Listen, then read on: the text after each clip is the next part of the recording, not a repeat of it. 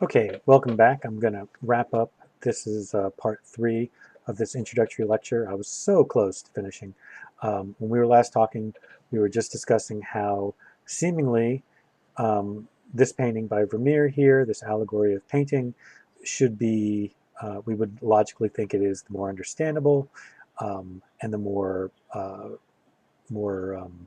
truthful work of art. But I talked about how those things are not entirely so clear.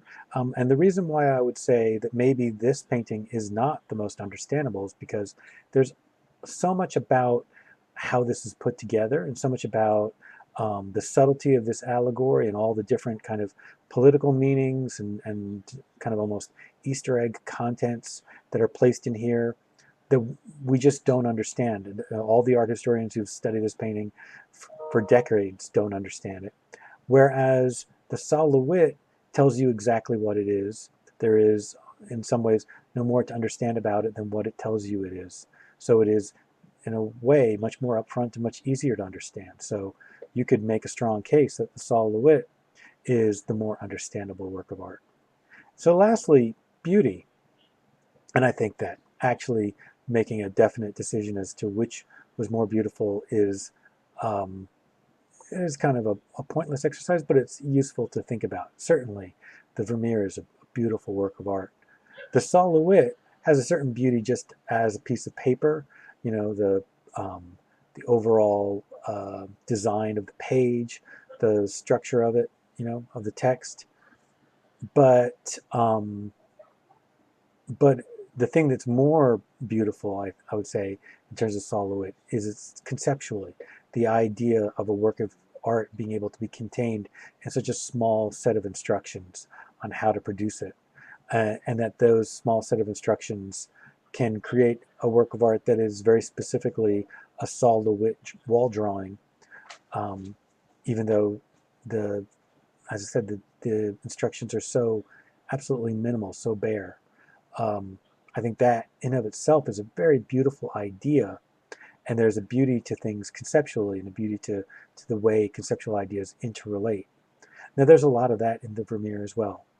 I wanted to go back just for a second, since I have this extra time, and talk about this Manet just a little bit more, and just to point out once again that there is so much more that you can understand the more you study. Like certainly when we get to talking about um, the Impressionists and talking about how the figure of Manet fit, you know, as kind of a father figure to the rest of the Impressionist movement, and this transition figure from the realists like Courbet um, to the later Impressionists. But we also hopefully when we get there, we'll talk a little bit about, you know, this kind of nightlife, this kind of club nightlife that was part of the end of the century Paris.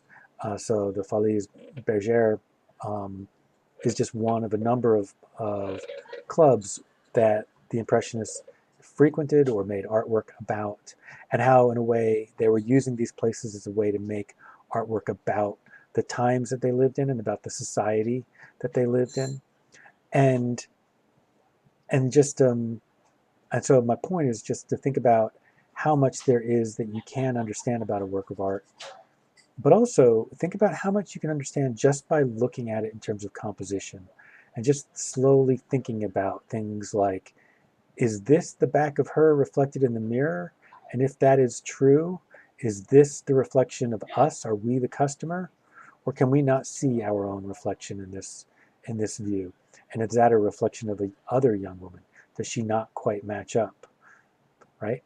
Um, and what about the kind of the triangular pose and this organization of stuff here and stuff there, and then how it leads our eye up there? What does this tell us about what the painting is about? How it leads us to her expression, and what does her expression tell us about what the painting is about? You know, is this a painting that is about a certain class of worker and the exhaustion that, you know, a worker might feel when it's their job to be there at the for the entertainment of people who are much wealthier than them? These are open questions, and you can figure a lot of that stuff out just by looking at it. Okay, well, that's the end of the lecture. The next lecture I'll be making will be the start of Unit 1, beginning with Paleolithic art, going all the way to Neolithic art. All right, see you then.